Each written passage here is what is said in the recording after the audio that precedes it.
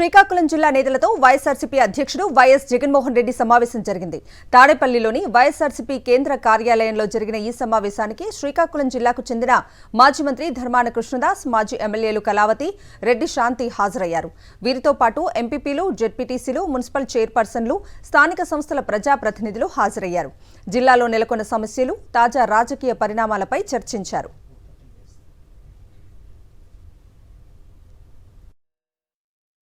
ఈరోజు శ్రీకాకుళం జిల్లాకు సంబంధించి జెడ్పీటీసీలను, ఎంపీపీలను, మున్సిపల్ చైర్పర్సన్లను అందరినీ కూడా ఇక్కడికి ఆహ్వానించడానికి, మీతో కాస్త టైం గడపడానికి ప్రధానమైన కారణం ఏమిటి అనేది కొద్ది గొప్ప మీ అందరికీ కూడా అవగాహన ఉంటుంది అనుకుంటా. ఈ ప్రభుత్వం వచ్చి ఇప్పటికి దాదాపుగా 6 నెలలు అయిపోయింది. మామూలుగా పాలన చేస్తే ప్రజల్లో వ్యతిరేకత కొద్దో గొప్ప ఈ మేరకు ఉంటుందా, కానీ ఫస్ట్ టైం ఇలాంటి ప్రభుత్వం చూస్తూ ఉన్నాం. 6 నెలలు గడవకముందే ప్రభుత్వంలో మీద వ్యతిరేకత ఈ స్థాయి నుంచి ఇక్కడ కనిపిస్తూ ఉంది. ఈ రోజుకి కూడా మన జెడ్పీటీసీలు కానీ, మన ఎంపీటీసీలు కానీ, మన సర్పంచులు కానీ, ఎవరైనా కూడా, ఏ గ్రామంలో అయినా కూడా, ఏ ఇంటికైనా కూడా గర్వంగా తలెత్తుకొని పోగలుగుతాం. కారణం ఏమిటి అనంటే, ఎన్నికలప్పుడు మా పార్టీ ఇవన్నీ చెప్పింది.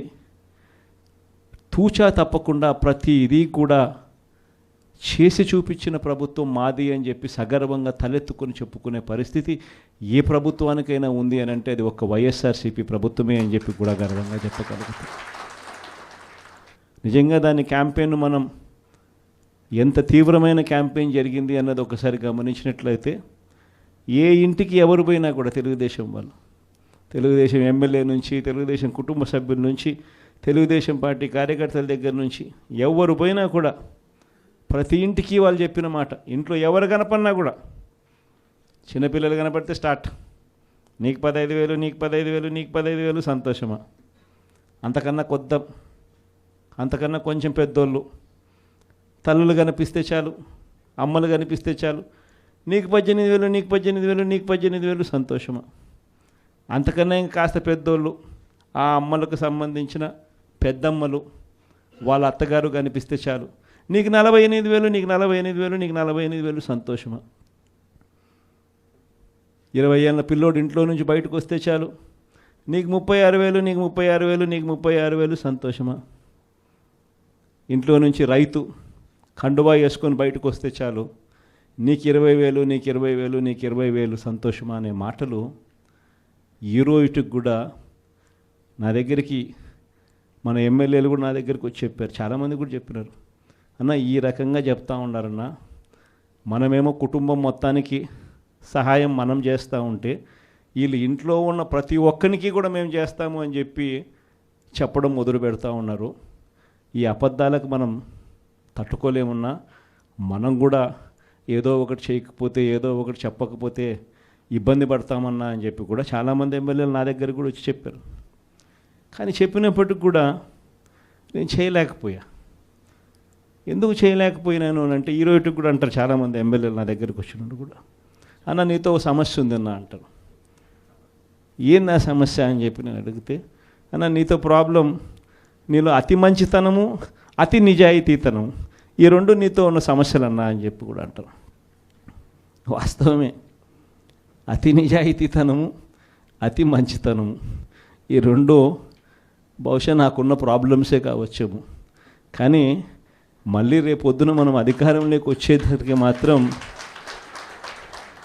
మళ్ళీ అవే కారణాల వల్లే మళ్ళీ మనం రేపొద్దున అధికారంలోకి వస్తామన్న మాట కూడా అంతే వాస్తవం. ప్రైవేట్ స్కూళ్ళు గవర్నమెంట్ స్కూళ్ళల్లో పోటీ పడగలుగుతాయా, ఇది సాధ్యమేనా అని చెప్పి అనుకునే పరిస్థితి నుంచి ప్రతి 6వ తరగతి నుంచి ప్రతి క్లాస్ రూమ్లోనూ డిజిటల్ క్లాస్ రూములు తయారు చేసి ఇవన్నీ తీసుకొచ్చి మన హయాంలో గర్వంగా కూడా తలెత్తుకొని చెప్పగలుగుతాం. ప్రైవేట్ స్కూళ్ళు గవర్నమెంట్ స్కూళ్ళతో పోటీ పడే పరిస్థితి వచ్చింది అని అంటే అది ఒక్క వైఎస్ఆర్సీపీ హయాంలో మాత్రమే. వసతి దీవెన గాలికి ఎగిరిపోయింది. పిల్లలను ఈరోజు చదువుకునే దానికోసం ఇంజనీరింగ్ కాలేజీలో యాజమాన్యాలు మీరు ఫీజులు కట్టకపోతే మీరు చదువుకునే దానికి మేము ఒప్పుకోము, ఫీజులు తీసుకొని రండి అని చెప్పి పిల్లల్ని ఇంటికి పంపిస్తూ ఉన్న పరిస్థితులు ఈరోజు కనిపిస్తూ ఉన్నాయి. వైద్య రంగం పరిస్థితి కూడా అంతే దయనీయంగా ఉంది. ఆరోగ్యశ్రీ సేవలు మార్చి నుంచి ఇంతవరకు బిల్స్ లేవు. వ్యవసాయం పరిస్థితి అంతే. ఆర్బీకేలు స్థాపించి ఈ క్రాప్ పెట్టి ట్రాన్స్పరెంట్గా పారదర్శకంగా ఉచిత పంటల బీమా అమలు చేసి దళారీ వ్యవస్థ అనేది లేకోకుండా ఆర్బీకేల ద్వారానే పంటలు కొనుగోలు చేసి ప్రతి రైతుకు తోడుగా అండగా నిలబడే కార్యక్రమం మనం చేస్తే ఈరోజు ఏ రైతు ధాన్యం కొనుగోలులో ఏ రైతుకు కూడా కనీస మద్దతు ధర రాని పరిస్థితిలో ఈరోజు వ్యవసాయం చేస్తూ ఉన్న పరిస్థితులు ఈరోజు కనిపిస్తూ ఉన్నాయి. మళ్ళీ పథకాలు ఎలా ఉన్నాయో అని హలో అని ఫోన్ చేసి అడుగుతారంట. పథకాలు ఉంటే కదా నువ్వు హలో అని చెప్తే అవతలోడు హలో అని చెప్పి మళ్ళీ చెప్పేదానికి.